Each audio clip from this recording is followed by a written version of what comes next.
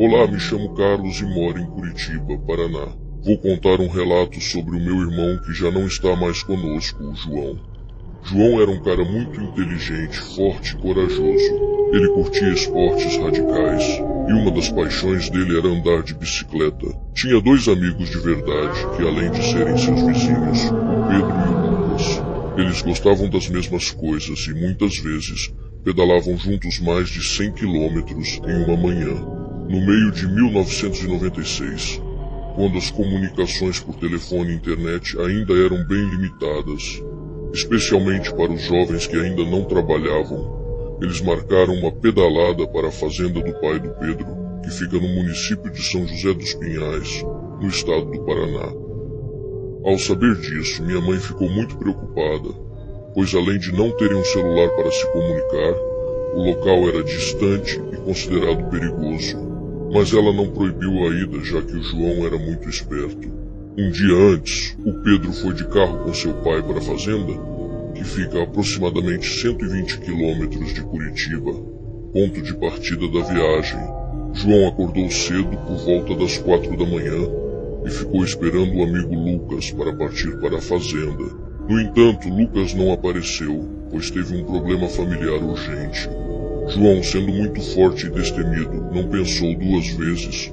Pegou sua bicicleta e partiu para a estrada. Por volta das 11 horas da manhã, João chegou na fazenda cansado, é claro, mas muito feliz. Assim que chegou, o capataz da fazenda o recebeu e o convidou para almoçar. O capataz explicou que o Pedro e o pai dele tiveram que resolver um problema na cidade e não souberam dizer quando voltariam.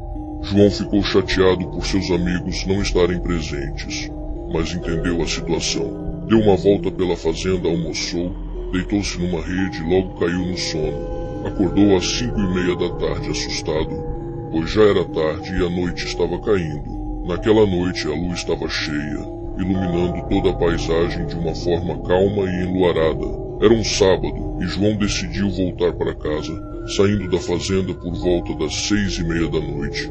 A estrada que ele tinha que percorrer era bem precária, com pouca sinalização e muito deserta.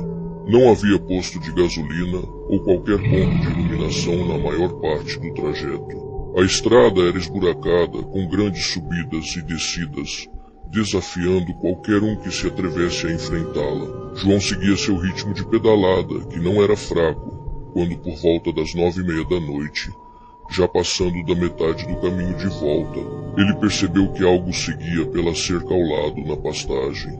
João tinha problemas sérios de visão e usava óculos grossos, mas seu senso de perigo e audição estavam bem aguçados. Como a luz da lua estava bem forte e clara, ele reduziu um pouco a velocidade e olhou para aquilo que o seguia, percebendo que era algo fora do normal. A princípio, ele pensou que era um boi muito grande e negro, mas logo descartou essa ideia, pois o jeito como o animal corria era muito estranho, com pisadas fortes alternando em trotes e zigue-zagues.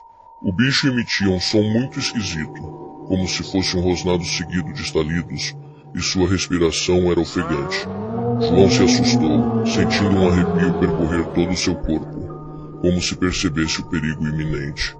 Ao olhar fixamente para a criatura, ele viu seus olhos amarelos e brilhantes, que o observavam mesmo em movimento. João começou a pedalar com mais força, mas o animal o seguia sem muito esforço, mesmo não correndo em linha reta, conseguindo alcançá-lo com facilidade. Ele entrou em desespero, entendendo que aquilo era uma besta feroz, um lobisomem, sem sombra de dúvida. A criatura era peluda, tinha focinho, orelhas grandes e pontudas, tronco forte, pernas traseiras tortas e um pouco mais finas em relação ao corpo. Os olhos eram extremamente amarelos e a besta era muito maior que os lobos comuns daquela região. Aquilo seguiu por uns 15 minutos, mas para João parecia uma eternidade, pois o medo amplificava seus sentidos. Chegando numa das subidas mais pesadas do trecho, João, exausto e apavorado, percebeu novamente que o animal o ultrapassou, passando pela pastagem entre a cerca e a pista. Foi quando ele viu a cena mais bizarra da sua vida. A uns 60 metros do cume da estrada, a lua cheia se alinhou perfeitamente com a pista, trazendo à vista um animal forte e negro, de uns 2 metros de altura, que ficou em pé como se o esperasse. Nesse momento, João parou a bicicleta bruscamente e começou a rezar o Pai Nosso, pensando em voltar. Mas já estava muito cansado. O desespero tomou conta e ele começou a chorar, pois a situação era indescritível. De repente, como por um milagre, um farol de carro apareceu naquela noite escura, iluminando o caminho e afugentando a criatura para o mato. João viu que em 2 pulos, o lobisomem já estava desaparecendo do outro lado da estrada. Desesperado, João deixou a bicicleta no meio da estrada e com as mãos trêmulas acenou para o motorista pedindo ajuda. O motorista parou o carro. Era uma caminhonete e, por coincidência, quem dirigia era seu grande amigo Pedro e seu pai, que estavam voltando para a fazenda. Rapidamente, João colocou a bicicleta na carroceria da caminhonete, entrou na cabine e juntos voltaram para a fazenda, contando tudo o que havia acontecido no caminho. O pai do Pedro, um senhor muito sábio e experiente, ouviu atentamente o relato de João e logo disse: "Meu filho, nunca mais ande sozinho nessa região, nunca mais. Já vi muitas situações nessas estradas, principalmente nesse trecho. Com certeza você encontrou a besta fera, o lobisomem, e por intervenção de Deus, nos colocou no caminho para te salvar.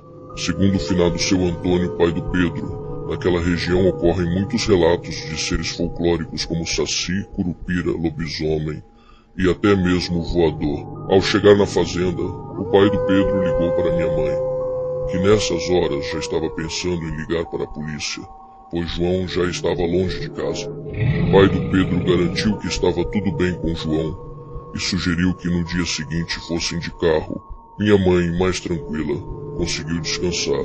No dia seguinte, meu irmão contou tudo para a gente e nunca duvidamos do seu relato. Depois disso, João nunca mais pedalou à noite, além de minha mãe também não permitir. João faleceu em 2002 num acidente automobilístico com apenas 22 anos de vida. Sentimos muito a sua falta.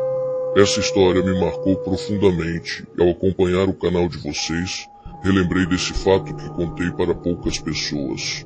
Hoje eu tenho 41 anos, sou fã de histórias folclóricas e nunca duvidei, pois já presenciei algumas coisas estranhas, mas que contarei em outra ocasião.